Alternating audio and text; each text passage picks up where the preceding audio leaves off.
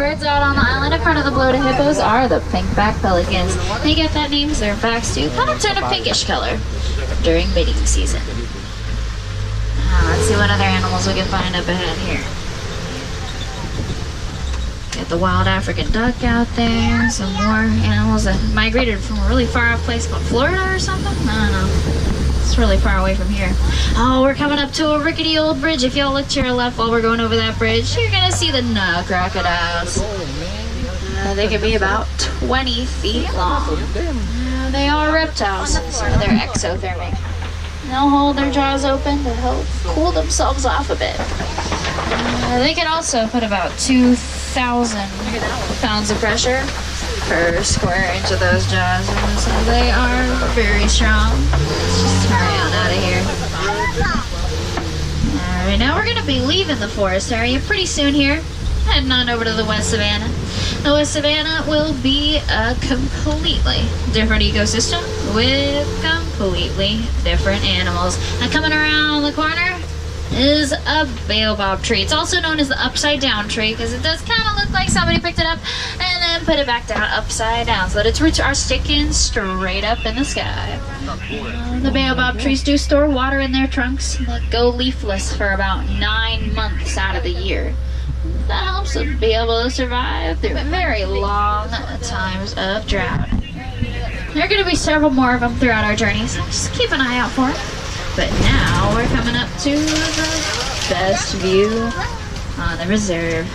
The Serengeti grasslands stretch for hundreds of miles across East Africa. It serves as a superhighway for millions of migrating animals each year. This is the wild Africa. They're all working hard to conserve. Looks like there's a whole bunch of animals coming up out here. Obviously, you can see the giraffe, and there are two kinds of giraffe in the reserve: the reticulated giraffe and the Maasai giraffe. Reticulated gets its name from the Latin word reticulata, which means net. They do have a more net-like pattern to their spots, while the Maasai giraffe have more jagged edges to their spots, kind of like puzzle pieces. These are all Maasai giraffe. Now, the gray animals out there on the right are the white-bearded wildebeest. They're a part of one of the largest migrations in Africa.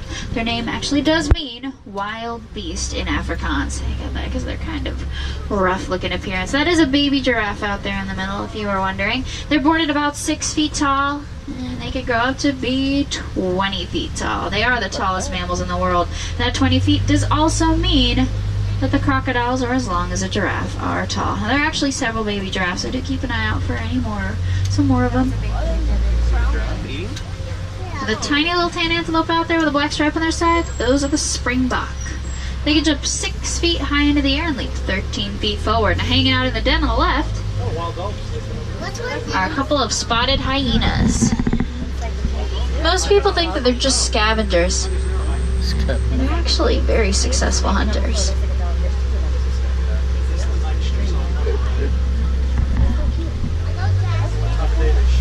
If you keep looking around here, you're going to see some tall mounds of dirt in the area. Those are termite mounds. They can be as hard as concrete after baking in the hot African sun all day. You can see all the giraffe, the wildebeest, and the springbok out there on the right. Well, it looks like that giraffe up ahead is crossing the road. Now, once the elephants have kind of worn down the termite mounds a little bit, the antelope like to come and climb up on top of them and use them as lookout points to keep a lookout for any predators. They can be hiding in the tall grass like those spotted lions. Be near to it because it's crossing.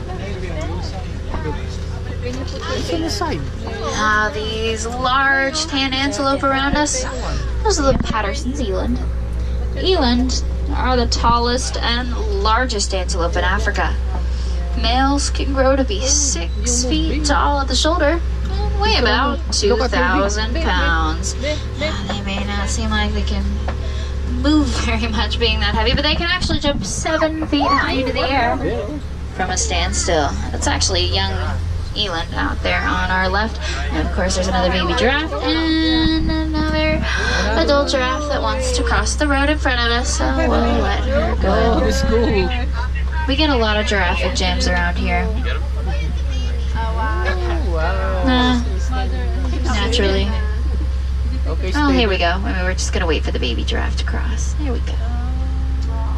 Stay there. Okay, stop. That's cool. Baby drop. Then the adult.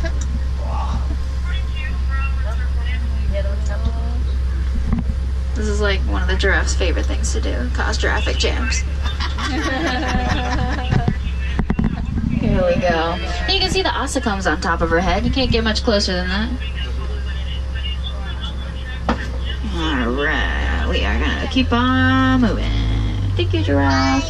Bye, giraffe. See you later. A group of giraffes is actually called a tower, so we are literally just driving right through a tower of giraffes. There's another one of the baby giraffe on our left. They're all coming up to see you guys. Let's keep on moving here. I'm gonna get closer to the eland again. What's that? Look at that. Look at that. Their horn. Now we can make our way on over to the animals with the very large white horns. Those are the Ankole cattle. They're the only domesticated animals on the reserve. Those horns can be about 20 inches in circumference at the base. And even though those horns are very large, not as heavy as you think they'd be, because they have a honeycomb structure on the inside. You can see one of them's got a good idea to stay in the shade, hiding in the bushes. The horns kind of give it away though.